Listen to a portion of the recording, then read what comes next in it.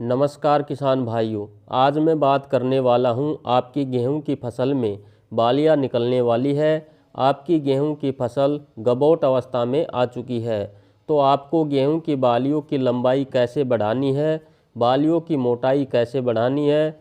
जब हमारी गेहूं की बालियां निकलती है तो बालियों में दानों की संख्या कैसे बढ़ती है। दानों की संख्या बढ़ाने के लिए हमें कौन कौन से खादों का इस्तेमाल करना चाहिए और कौन कौन सी सावधानियां हमें रखनी चाहिए, ताकि हम अपनी गेहूं की फसल से ज़्यादा पैदावार ले सकते हैं। क्योंकि अभी हमारी फसल गबोट अवस्था में है। अगर हम इस अवस्था पर ध्यान नहीं देंगे तो हम अपनी गेहूं की फसल से अधिक उत्पादन नहीं ले पाएंगे। तो किसान साथियों, हमें गबोट अवस्था में कौन कौन सी खादों का उपयोग करना चाहिए ताकि हम अधिक पैदावार ले सके, इसी विषय पर चर्चा करेंगे। तो वीडियो में आगे बढ़ने से पहले आप सभी से एक छोटी सी रिक्वेस्ट करूंगा, अगर आपने हमारे चैनल NKY फार्मर को अभी तक सब्सक्राइब नहीं किया है तो कृपया करके चैनल को तुरंत सब्सक्राइब कर ले। तो आइए शुरू करते हैं।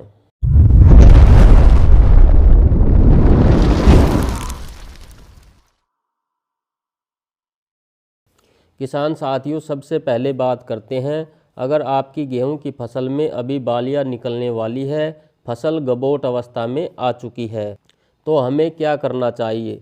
सबसे पहले इस अवस्था पर आपको अपनी गेहूं की फसल में भरपूर नमी बनाकर रखनी है। इस अवस्था पर जब हमारी फसल होती है उस समय पर हम तीसरा पानी लगा रहे होते हैं। इस समय पर हमें पानी लगाते समय देरी नहीं करनी चाहिए, क्योंकि इस समय हमारी फसल गबोट अवस्था में होती है। यह वह अवस्था होती है जब हमारी गेहूं की बालियों का बढ़ने का समय होता है, बालियां अपनी लंबाई बढ़ाने लगती है। अगर इस समय आप मिट्टी में नमी नहीं रख पाएंगे, अगर आपके खेत में पानी की कमी रह जाएगी तो बालियों का पूर्ण विकास सही से नहीं हो पाएगा, बालियां छोटी रह जाएगी। जब आपकी गेहूं की बालियों का विकास सही से नहीं होगा तो पैदावार कैसे अधिक होगी, दानों का भराव सही से नहीं होगा। किसान भाइयों, इस समय पर पौधों को सबसे अधिक पानी की आवश्यकता होती है, तो सबसे पहले तो आपको सिंचाई का विशेष तौर पर ध्यान रखना है। इस अवस्था पर खेत में बराबर नमी बनाकर रखनी होगी। आपको अधिक मात्रा में पानी नहीं लगाना है, खेत में जल भराव नहीं होना चाहिए। इससे आपकी गेहूं की फसल गिर भी सकती है, और एक बार आपकी गेहूं की फसल ज़मीन पर गिर गई तो समझो आपकी गेहूं की फसल का उत्पादन एकदम से घट जाएगा और आपको नुकसान ही नुकसान का सामना करना पड़ेगा। इसलिए आपको न तो ज़्यादा मात्रा में सिंचाई करनी है और न ही बहुत कम मात्रा में सिंचाई करनी है। आपको अपने खेत की मिट्टी के अनुसार बिल्कुल सही व पर्याप्त मात्रा में सिंचाई करनी है। आपको अपनी फसल व मिट्टी के अनुसार ही कम या ज़्यादा सिंचाई आप कर सकते हैं।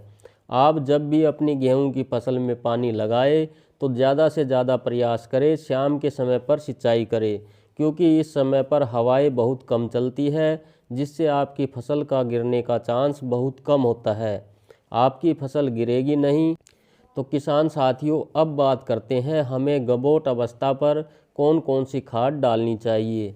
कई किसान भाई बालियां निकलने या गबोट अवस्था से पहले खाद डाल देते हैं, लेकिन हमें ऐसा नहीं करना है। जब हमारी फसल एकदम से गबोट अवस्था में हो, हमें उसी समय पर खाद डालनी चाहिए, ताकि जब हमारी बालियां बाहर निकले तो एकदम स्वस्थ मोटी लंबी निकले। तो किसान साथियों, इस अवस्था पर हमें 45 किलो यूरिया प्रति एकड़ सिंचाई करते समय डाल देना है, और इसके बाद NPK 05234 का स्प्रे करना है। इसके अंदर 52% फास्फोरस और 34% पोटेशियम होता है। इस NPK की स्प्रे करने से बालियों का विकास पूर्ण रूप से होता है, बालियां मोटी बनती है, बालियां लंबी बनती है, बालियों में दाना भराव अच्छे से होता है, दाना मोटा व चमकदार बनेगा। तो किसान साथियों, इसका इस्तेमाल आपको गबोट अवस्था पर ही करना है, ताकि हम अपनी गेहूं की फसल से अधिक पैदावार ले सके।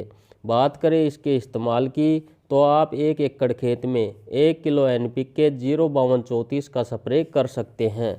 किसान साथियों, अंत में एक बार आपसे यही कहना चाहूँगा कि आप यूरिया और NPK 05234 का इस्तेमाल तब ही करें जब आपकी गेहूं की फसल में गबोट बनना शुरू हो गया हो, तभी आप ये खाद डाल दें, न कि बल्कि बालियाँ बाहर निकलने के बाद डालें।